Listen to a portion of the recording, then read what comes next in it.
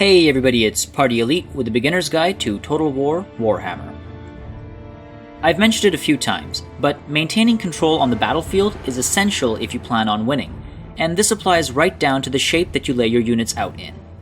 By shape, I mean rank and file, how deep and how wide they stand. If you don't already know, you can click and drag with the right mouse button when you have units selected to determine this.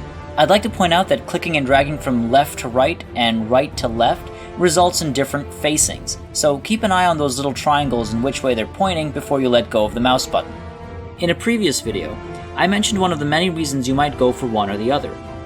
Blocking access down a path might require an exceptionally wide and shallow layout, for example, in between two obstacles. Or it might require a narrow and deep layout, for example, to block off an alley during a siege. Another reason involves unit visibility. Say you want to hide your unit in a forest.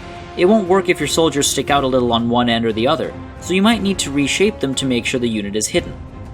Third, pinning units. In my video about the oblique order, you may have noticed that 2 of my units were wide enough to engage 3 enemy units. Apart from denying access, these wide layouts were also helping me hold or pin multiple enemy units in place without my units being surrounded and slaughtered. By having one unit hold back multiple enemy units, I was able to free one of my own for a flanking maneuver. Additionally, the shape also affects the results from an enemy charge. For example, a thin line will get thrown around and broken through very easily, but can cover a large amount of ground. A densely packed unit will hold steadier, but can be circumvented more easily. Square arrangements are more easily damaged by ranged fire as well, because the individuals are more densely packed. Square units also rotate in a much cleaner, more organized fashion. This helps with maneuvering, as units aren't constantly bumping into each other, slowing each other down, and destroying painstakingly built formations. Finally, the perimeter of your unit determines how many individuals engage at any given time.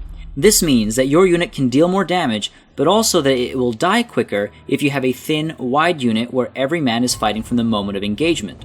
Alternatively, if you have a deep unit, only a handful of individuals fight at a time, and while they deal less damage to the enemy, the unit as a whole lasts longer. When it comes to ranged units, the shape determines the cone of attack. A wider layout can reach farther wide, but a narrower layout is more concentrated. Each has its benefits, depending on what you want to do. Focus firing a unit, for example, might be easier with all your archers in narrow columns compared to spread wide across the entire field. Notice, also, how the different layouts rotate to face their target. The square formation is the least disruptive to the space around it, while the other two can interfere with other troops. It's also important to keep in mind, some weapons can only shoot straight, like guns, so having a long, narrow column of guns at the top of a hill means the people at the back won't be able to shoot. With cavalry charges, it looks as though a widespread charge works better than a square charge at penetrating an enemy formation. The extra riders on either side also wrap around or have the potential of hitting other nearby units. Narrower formations seem to force bunching, with the rear of the unit doing next to nothing.